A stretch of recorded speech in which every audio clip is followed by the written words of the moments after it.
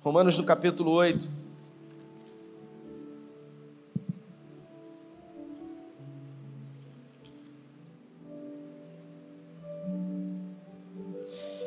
Versículo 28 em diante, diz assim, na minha tradução: sabemos que Deus age em todas as coisas.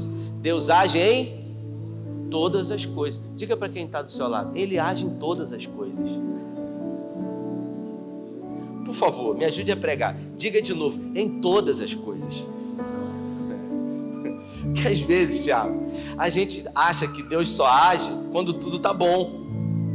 Às vezes a gente só acha que Deus está agindo, Juliano, quando a situação está favorável.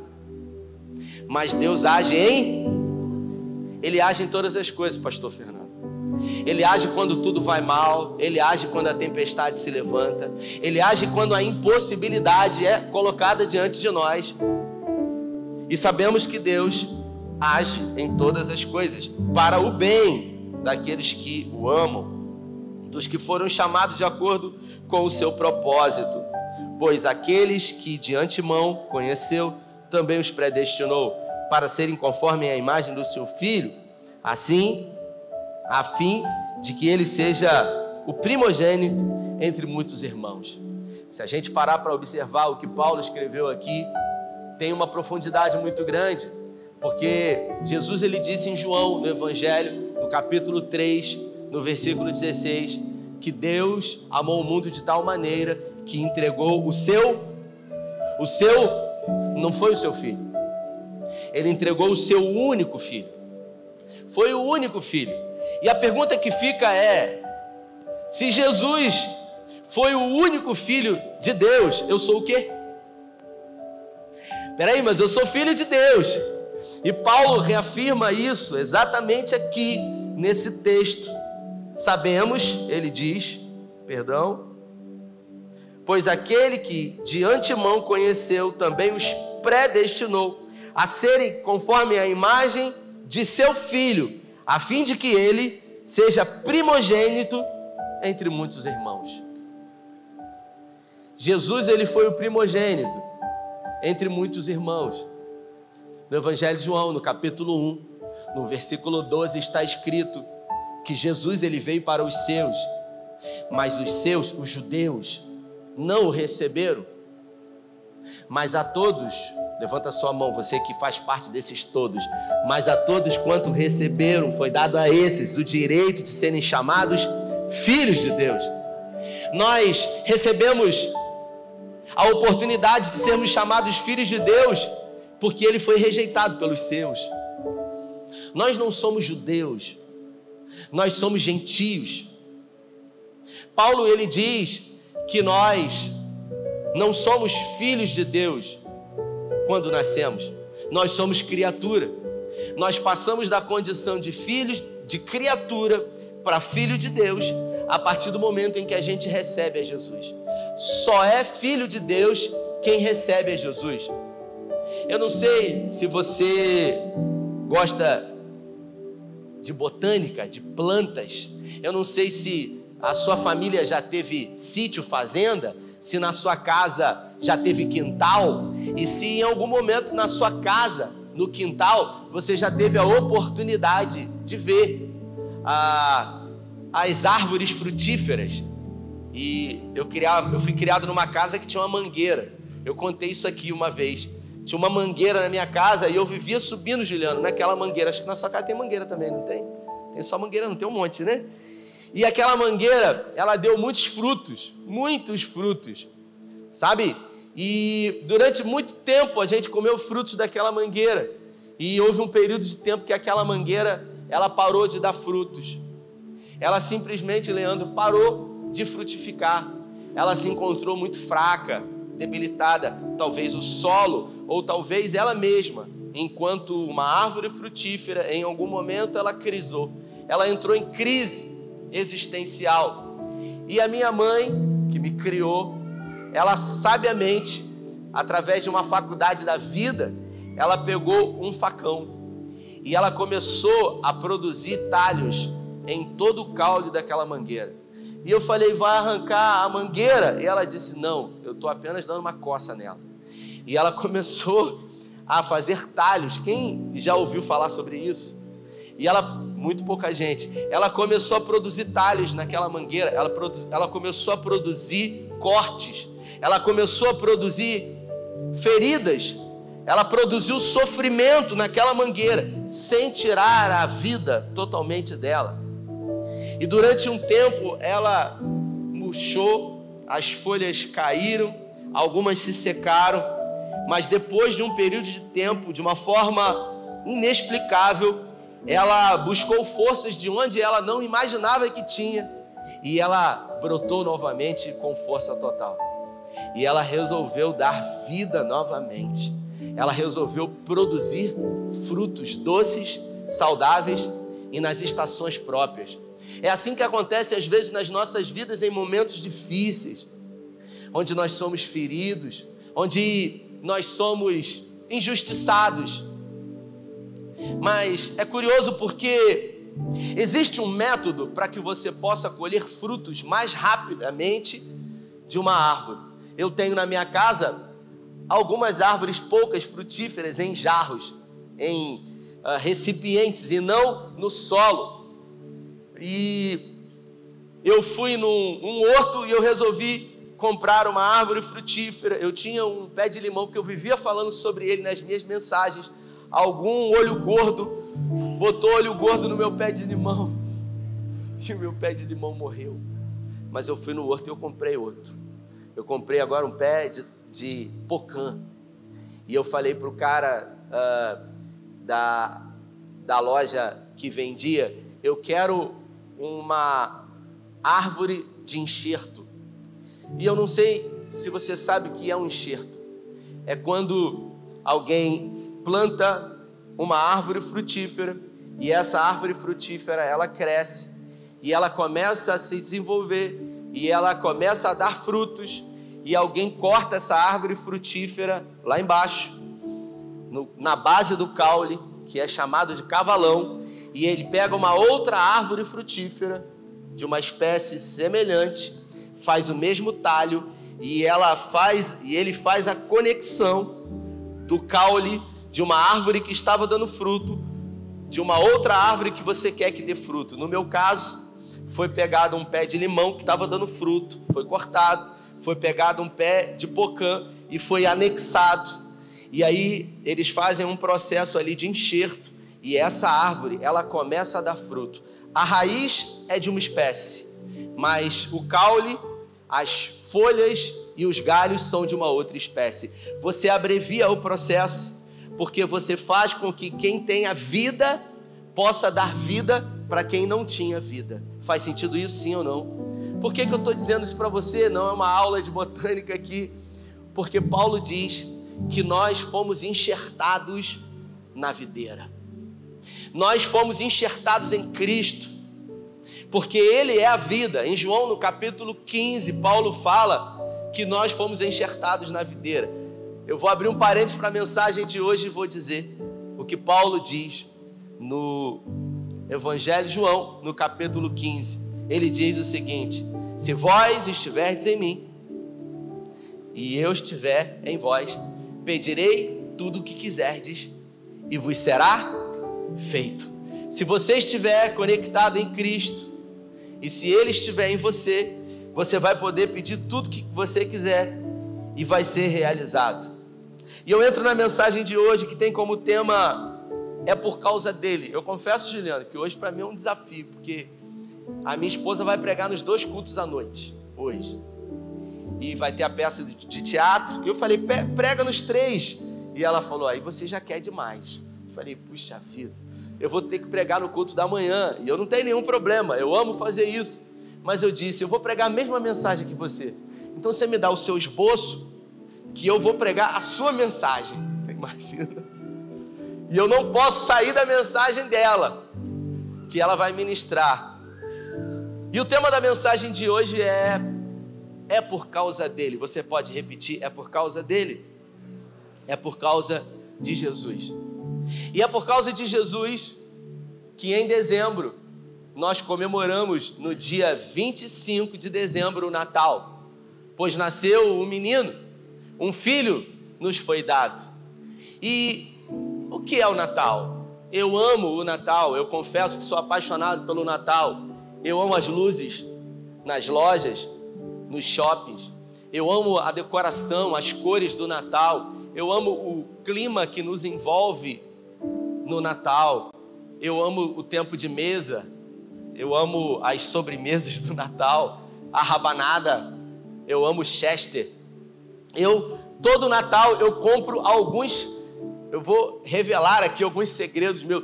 Todo Natal eu compro alguns Chesters extra, porque eu costumo comê-los durante o ano, de tanto que eu amo o Natal.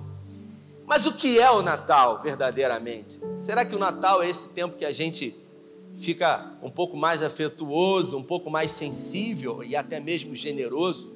O que é o Natal para você? Pergunte para quem está do seu lado. O que é o Natal para você? O Natal são bolas, são árvores, como tem lá embaixo para você tirar uma foto. O Natal, ele é uma festa. O Natal é um mês, é um clima. Na minha opinião, o Natal é a segunda data mais importante do cristianismo. Porque a primeira data mais importante foi a morte de Jesus no meu e no seu lugar. E o Natal, ele representa o nascimento de Jesus. É claro que historicamente é revelado que Jesus não nasceu no dia 25 de dezembro. Mas não importa quando ele tenha nascido, e sim se fazer menção ao nascimento de Jesus. E Jesus, ele veio justamente nos salvar de um mundo pecaminoso, nos salvar de nós mesmos, porque muitas são as vezes que nós precisamos ser salvos de nós mesmos, salvos de uma vida de lutas e dificuldades, salvo dos nossos próprios pensamentos que tentam dizer para nós que a gente nunca vai conseguir, salvos de abandonos, de guerras, de lutas e de dificuldades. É comum que diante do Natal e no final desse ano, você passe a refletir sobre 2024. E talvez você pense, esse ano foi tão difícil para mim, eu achei que eu nem fosse chegar aqui. Esse ano teve momentos em que eu achei que eu não ia suportar, que eu ia sucumbir, que eu ia ficar pelo caminho. Talvez esse ano coisas tenham acontecido na sua vida que não tenham explicações, que você vive atrás de respostas e você não tem essas respostas. Talvez, Gustavinho, esse ano tenha sido um ano favorável, um ano positivo, um ano de vento de popa, que faz com que o nosso barco ele consiga desenvolver. Mas quem sabe para você, Edno, foi um ano de muitas tempestades.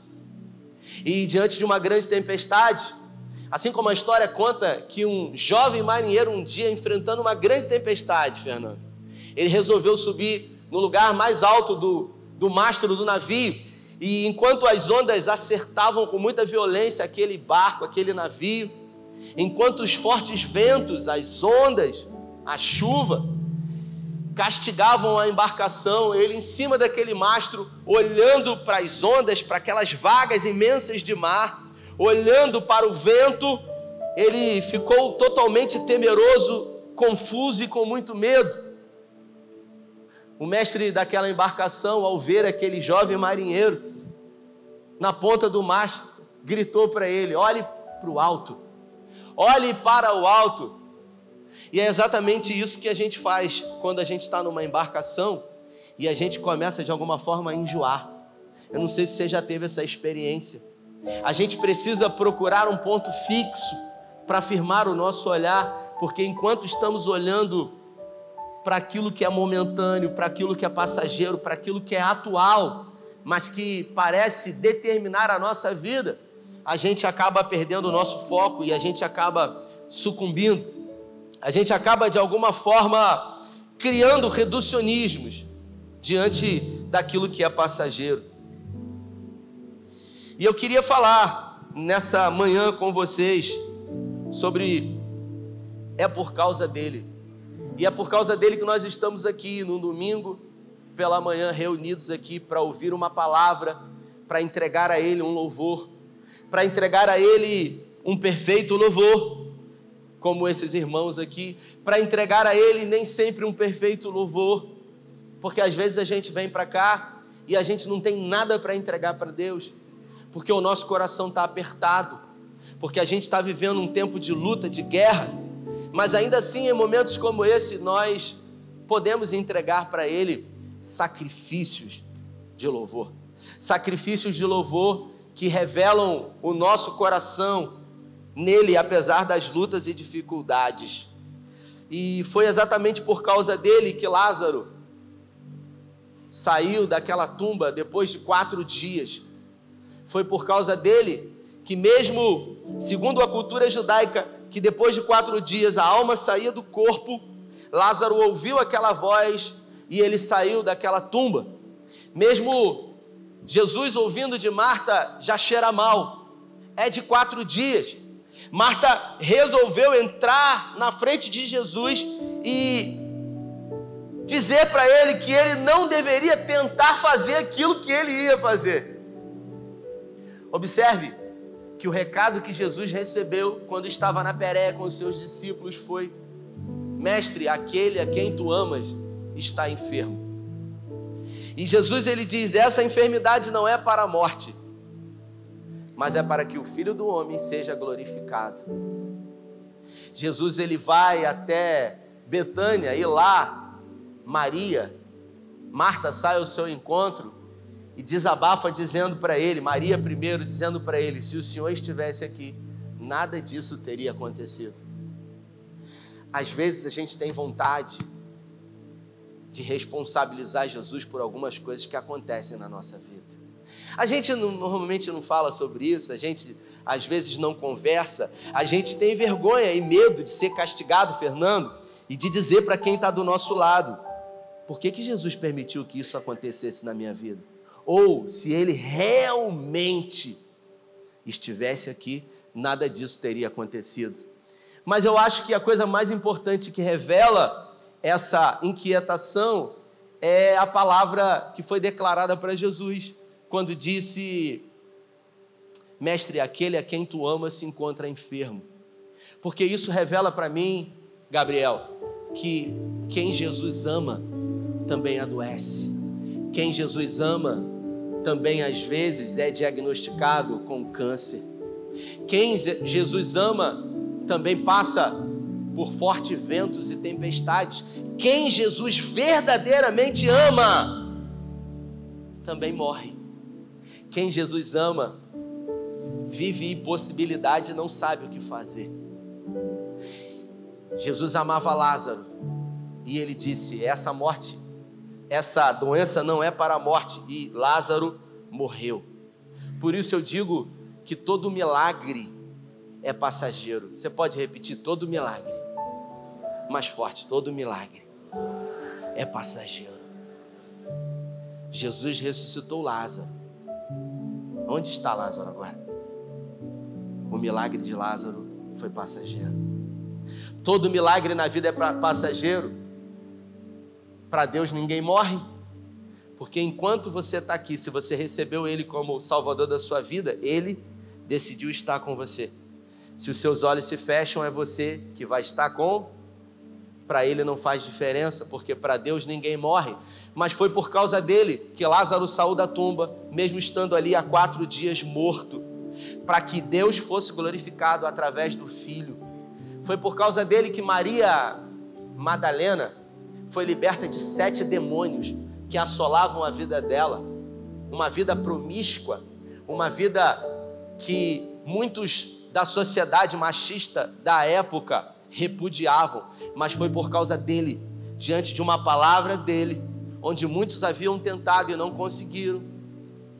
Segundo estudos, até doutores da lei tentaram e não conseguiram, mas diante de uma palavra de Jesus, aquela mulher foi liberta, e de uma vida marginalizada à margem da sociedade, ela passou a ser uma discípula de Jesus e também manutenir o seu ministério na terra.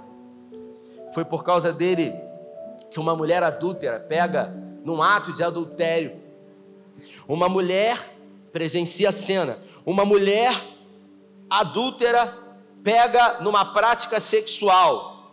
Curiosamente, foi arrastada pelos cabelos até ele, até Jesus.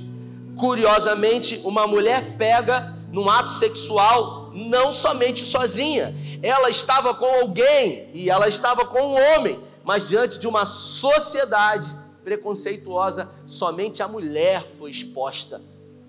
E é por causa dele que ela foi levada até ele e ele escrevia no chão algumas coisas que foram apagadas pelas pegadas. Foi por causa dele que os religiosos foram ali tentar de alguma forma pegar Jesus. Mas Jesus, sendo muito sábio, estando diante de homens que possuíam pecados infinitamente mais promíscuos do que aquela própria mulher, libertou aquela mulher e deu a ela a oportunidade de ter uma segunda chance. Foi por causa dele que Zaqueu teve a sua identidade transformada. Um ladrão, um publicano, que era um judeu e havia passado para o Império Romano exigindo impostos dos judeus. Foi por causa de um olhar de Jesus, foi por causa de uma atenção de Jesus, porque ninguém olha como ele, ninguém tem a capacidade de nos olhar como Jesus, porque os olhos da sociedade são olhos sempre com segundas intenções, são pessoas que de alguma forma tentam se aproximar de você e de mim, querendo alguma coisa em troca, de alguma forma sempre com um objetivo. Zaqueu, ele viveu muito isso. Zaqueu, ele foi alvo de muita prostituição. A gente acha que a prostituição é um pecado sexual, mas a prostituição original não é propriamente um pecado sexual. A prostituição é todas as vezes que eu me aproximo de alguém, querendo tirar algum proveito desse alguém. Se o Lucas é um contador, como é, e de alguma forma eu tenho uma empresa no Lucas, e eu sou o pastor da igreja, eu digo, eu vou chamar o Lucas para jantar, eu vou ficar perto do Lucas, eu vou agradar o Lucas, para que o Lucas possa me liberar dos meus honorários. Quem sabe se eu, de alguma forma, fizer alguma coisa por ele, ele possa me liberar dos meus honorários. O nome disso é prostituição. Todas as vezes que eu me aproximo de alguém, querendo tirar algum proveito desse alguém, eu estou me prostituindo, eu estou adulterando. O nome do pecado é adultério, é deixar o seu estado original e sofrer adulteração. Assim como os combustíveis são adulterados, deixam de ser puros em essência e passam a ser batizados, deixam de ter a sua finalidade, perdem a sua função e a sua característica. Mas foi por causa dele que Zaqueu, ao receber um convite para sentar-se com Jesus, ele teve a sua identidade restaurada. E ele disse, se porventura defraudei alguém, restituirei 4 vezes mais. É curioso que Jesus nunca pediu para ninguém restituir aquilo que tinha sido roubado. O poder da graça e da transformação, aquilo que Paulo fala em Romanos, o poder da metanoia. E o que é metanoia? A metanoia é quando a minha mente e a sua mente, de alguma forma, ela sofre uma expansão. É quando a nossa mente, ela expande e a gente tem um entendimento muito maior do que o aqui e agora. Zaqueu, ele não estava preocupado com aquilo que ele tinha, com aquilo que ele possuía, porque somente uma coisa mais fazia sentido. Ele havia entendido que é por causa dele que agora ele tinha vida. Se os olhos da sociedade, dos seus amigos, dos seus familiares nunca compreenderam ele ter passado para o outro lado, que diziam que ele era um ladrão, que repugnavam a sua presença, que jamais cruzavam o olhar com ele ou sentavam à mesa, Jesus resolveu convidá-lo para uma janta na sua casa, porque ninguém tem o olhar como o de Jesus. Enquanto a sociedade nos recrimina, ele nos acolhe. Enquanto os olhares, eles se desviam, nós tivemos sexta-feira a ceia do Restaurante Graça. E eu tive a oportunidade, Fernando, de dizer, vocês que estão aqui, queridos, sendo servidos por profissionais liberais, os irmãos do Restaurante Graça, eles foram servidos por empresários, eles foram servidos por médicos, eles foram servidos por dentistas, eles foram servidos por pessoas que têm o seu nome em posições elevadas na sociedade, porque esse é o poder da igreja, servir aquele que aos olhos da sociedade são invisíveis. Eu e você, quando passamos pelo canal, quando passamos por aquele restaurante do Arcos do Canal, sentamos, comemos naquele restaurante, ou a picanha lá do Zé ou do Tia Maluca, a gente acaba percebendo que em algum momento existem seres humanos que estão ali trafegando, que estão ali catando materiais recicláveis, que estão ali com fome, e muitas são as vezes que nós vemos pessoas sentadas em restaurantes onde à sua volta existem pessoas que comem aqui no Restaurante Graça, e essas pessoas, elas se tornam invisíveis, quando muitas vezes nós estamos ali e percebemos que pessoas fingem que não estão as vendo, pessoas que não querem nem olhar para o lado para não dar atenção, para não cruzar o olhar, para não dar a oportunidade, mas é por causa dele que essas pessoas aqui, elas são honradas, é por causa dele que essas pessoas aqui recebem o carinho, a atenção, é por causa dele que, como esse vídeo disse, nós servimos muito mais do que comida, nós servimos o amor através de um prato de comida, porque se eu digo Jesus te ama e você está com a barriga vazia, isso significa pouco para você, mas se eu te dou um prato de comida, e de alguma forma você para e observa que ninguém faz isso por você, mas que existe um lugar, e não é no SEI de Cabo Frio, não tem a ver com o SEI, com uma placa denominacional, existe um lugar, e esse lugar é no Senhor, onde aquele que é rejeitado é amado, aquele que é repugnado é acolhido, esse lugar é no Senhor, e é por causa dele que nós estamos aqui. E eu me dirijo a você dizendo que é você que faz parte disso, nesse lugar, porque esses irmãos, eles ficaram constrangidos de serem servidos, e eu vou dizer para você, muitos deles nem conseguiam ficar sentados, porque eles não estão acostumados a serem servidos, a serem acolhidos, a serem amados, a serem respeitados, a receberem um pouco de dignidade.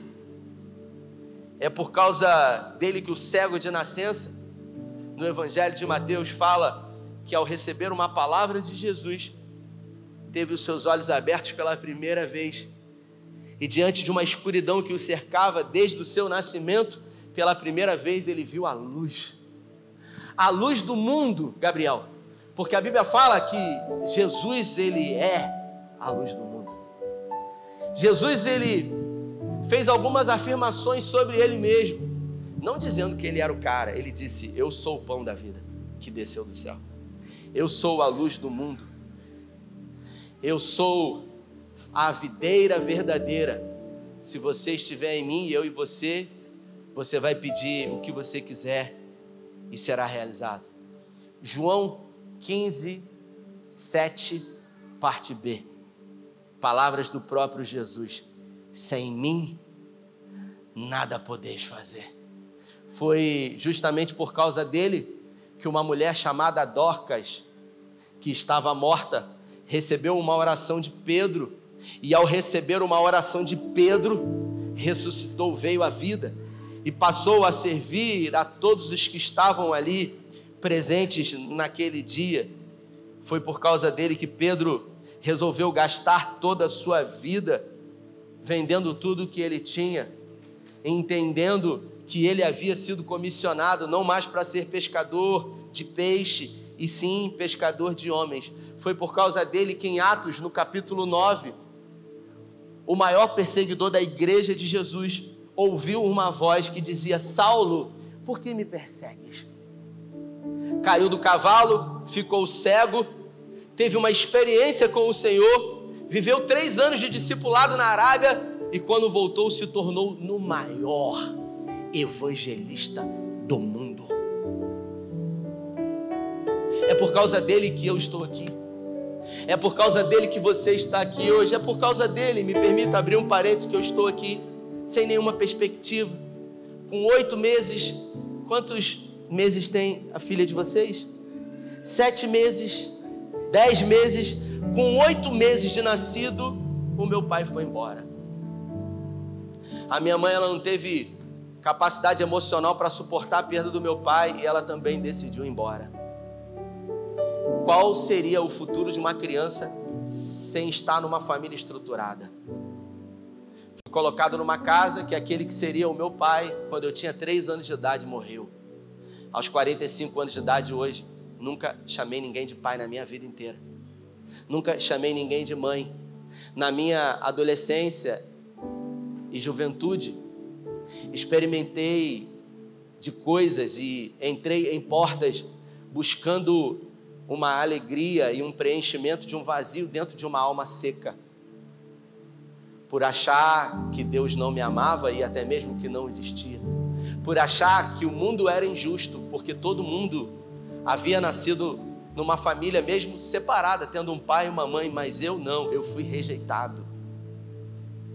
Mas foi exatamente por causa dele, num retiro espiritual, numa manhã, que eu ouvi uma voz: eu sou para você a mãe que te abandonou. Eu sou para você o pai que decidiu não ser o seu amigo. Observe que Jesus, ele nem sempre interfere na nossa vida, fazendo aquilo que a gente gostaria que ele fizesse. Mas Jesus, ele é um especialista em usar aquilo que tem para transformar verdadeiramente a vida do homem. E é exatamente por causa dele que nós estamos aqui hoje.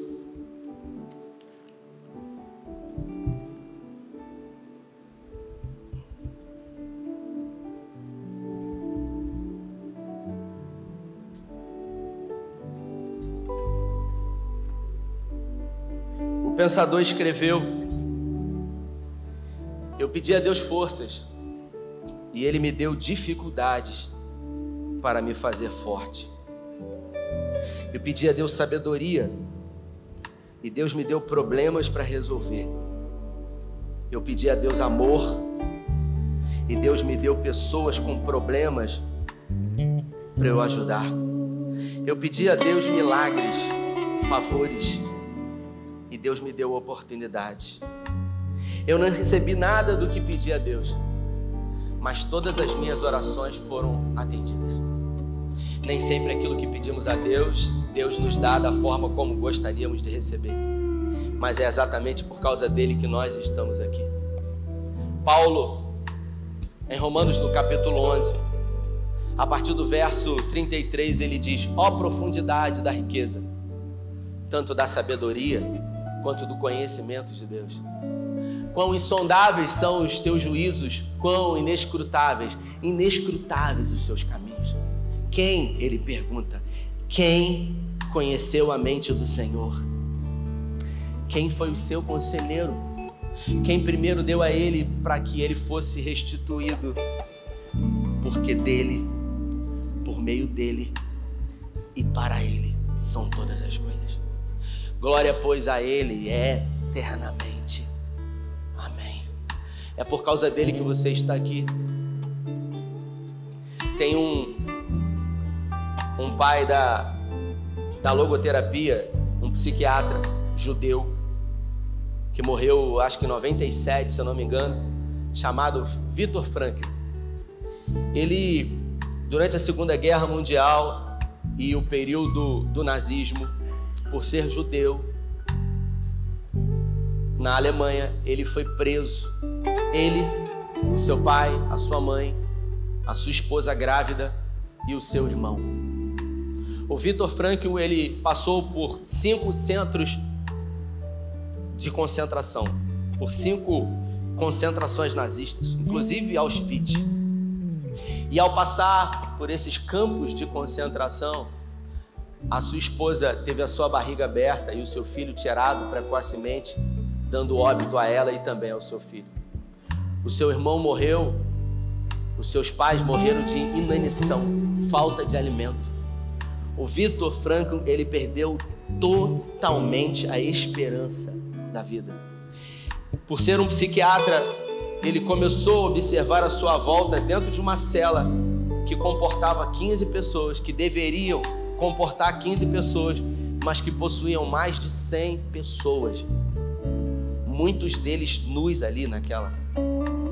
Ali ele observava que as pessoas vulneráveis que ficavam com os seus olhares nas cercas de arame farpado, na chuva, na lama, nos maltratos desumanos que eram realizados, ele percebeu que todo o seu corpo estava sob domínio dos alemães, que eles tinham controle sobre tudo o que envolvesse o seu corpo físico. Mas ele também chegou à conclusão de que existia uma coisa que aqueles homens violentos não poderiam ter o controle, que era sobre a sua mente, sobre aquilo que ele iria pensar. Por isso que Paulo, ele fala em Romanos: não vos conformeis com esse século, mas transformai-vos pela renovação da vossa, para que possais experimentar qual seja a boa, perfeita e agradável vontade de Deus. Por isso, queridos, eu caminho para o final dessa mensagem dizendo para você: tudo na nossa vida acontece primeiro aqui dentro, para depois acontecer do lado de fora. Você pode estar vivendo a pior tempestade da sua vida, mas não é o fim. Marta e Maria, Gustavinho, acharam que era o fim, porque o irmão dela estava morto. Para elas era o fim, para Jesus era o início. Para Zaqueu, que estava naquela árvore, ele achava que era o fim, porque ele não tinha amigos, ele tinha dinheiro, ele tinha posses, mas ele não tinha amigos de verdade. Amigos que amam estar perto, não por aquilo que você tem ou pode dar. Amigos que querem ser na sua vida. Ele não tinha, e por isso ele achava que era o fim. Mas para Jesus era apenas o início de uma nova vida, uma vida com abundância de vida. O Viktor Frankl, ele decidiu não olhar mais para a lama, não olhar mais para a cerca, não olhar mais para os açoites. Ele resolveu imaginar que ao sair dali, em algum momento, de alguma forma, um dia, ele estaria utilizando tudo aquilo que a vida proporcionou a ele de ruim para palestrar para multidões e dizer que há sentido na vida. Ele escreveu um livro, O Sentido da Vida, que é um best-seller, um livro muito estudado em academias, em faculdades, em universidades, psicologia.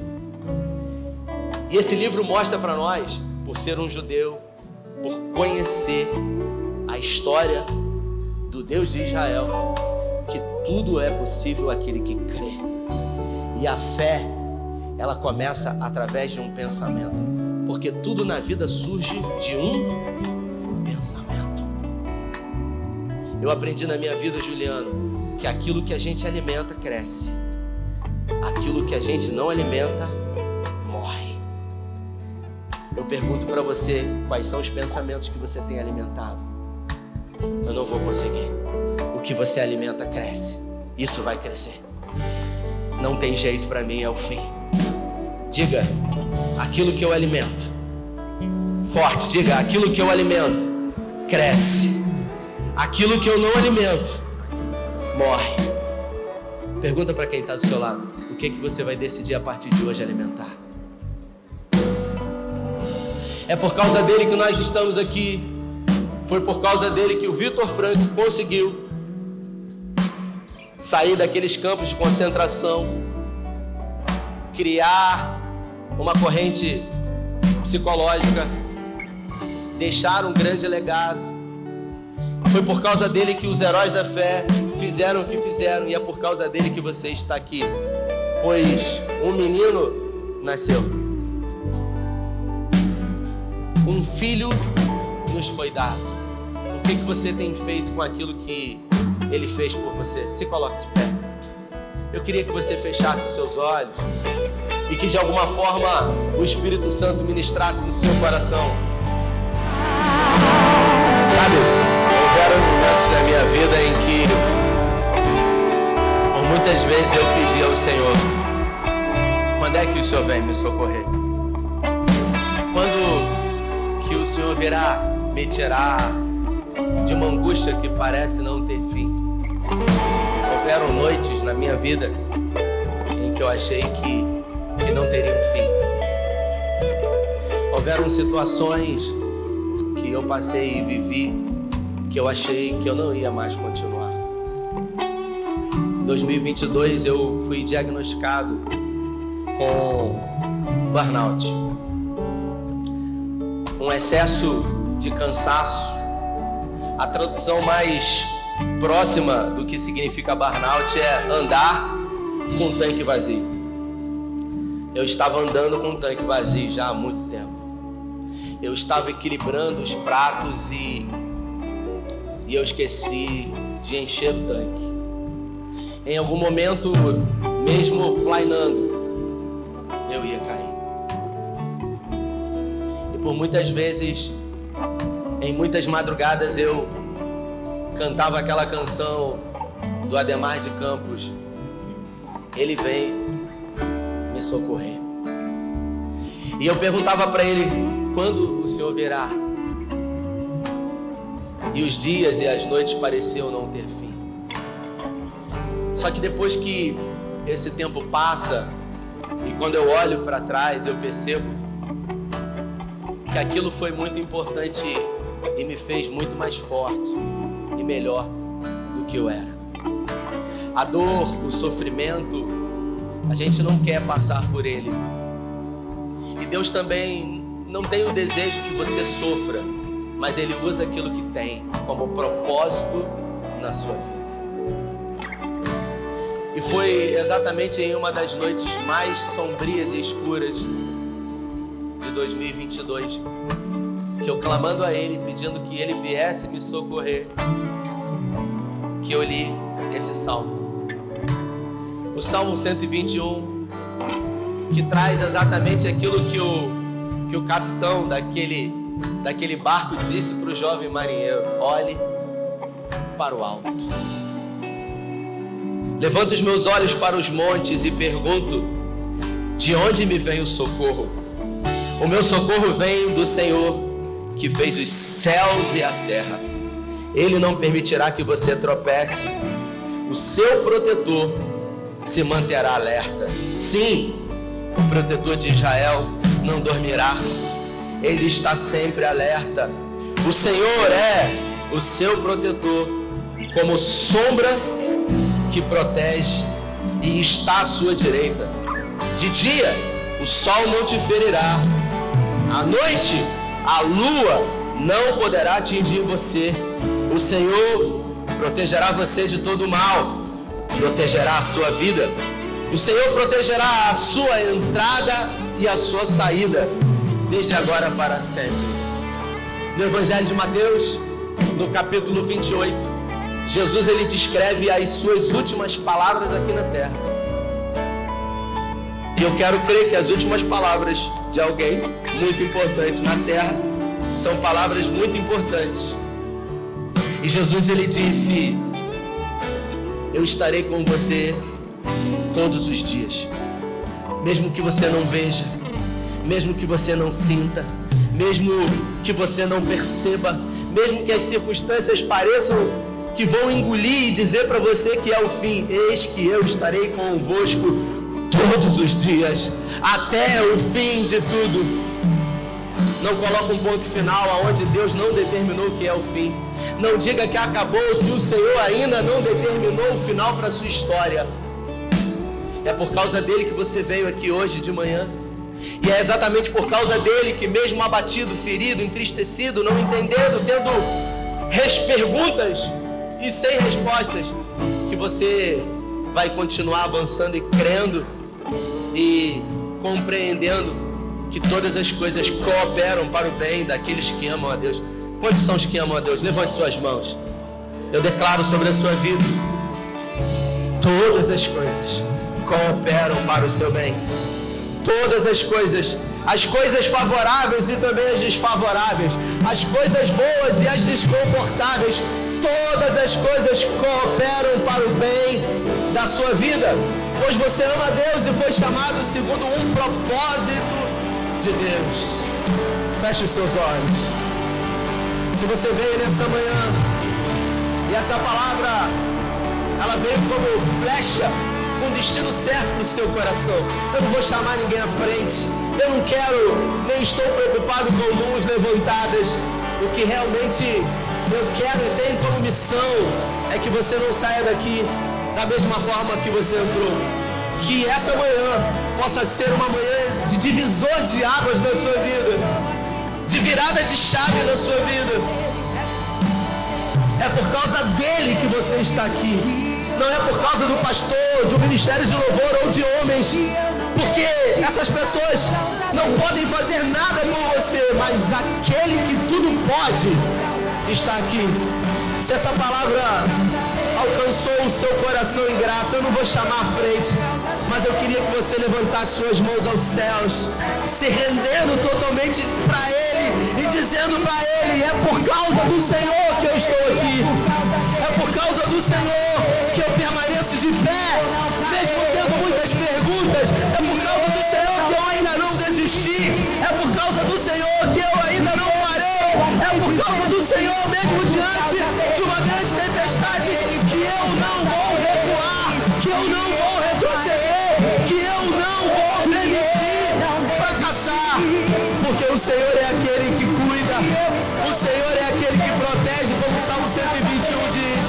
Pai, em nome de Jesus, onde houver uma mão erguida aos céus, totalmente rendidos ao Senhor, declarando que é por causa do Senhor que eles estão aqui, que o teu Espírito Santo agora batize com fogo, que o Senhor renove agora as forças desse homem e dessa mulher que entraram aqui desanimados, enfraquecidos, sem esperança, sem expectativa. No nome de Jesus, Senhor, é por causa do Senhor que nós estamos aqui e declaramos um novo tempo, declaramos novos dias, novas estações. Eu declaro profeticamente sobre a sua vida um óleo fresco, um bálsamo sendo derramado, uma unção nova da parte de Deus. Eu declaro sobre a sua vida um alinhamento profético nos céus entre a vontade soberana de Deus e a sua vontade. Eu declaro sobre a sua vida a bênção de Deus. Eu declaro sobre a sua vida o mesmo encontro que Zaqueu teve, que você tenha com ele. Eu declaro sobre a sua vida a mesma libertação que Maria Madalena teve sobre a sua vida. Eu declaro que da mesma forma como ele ressuscitou a vida de Lázaro, que ele ressuscite os sonhos que ele deu a você, os planos que ele tem para a sua vida, pois eu é que sei os planos que tenho sobre vós. Eu declaro um tempo de paz. Eu declaro o ano de 2025 um tempo de paz, um cessar de guerras sobre a sua vida, que por muito tempo você tem enfrentado. Eu declaro o tempo da bondade do Senhor. Guarda a nossa casa, Senhor. Os nossos filhos, repreenda toda a fúria do inferno, nos torne invisíveis aos olhos do mal, e que possamos dia após dia estarmos na tua presença, porque é por causa do Senhor que estamos aqui. Se você crê e recebe e concorda, dê a melhor salva de palmas a Ele. Vai em paz. Deus te abençoe. Valeu.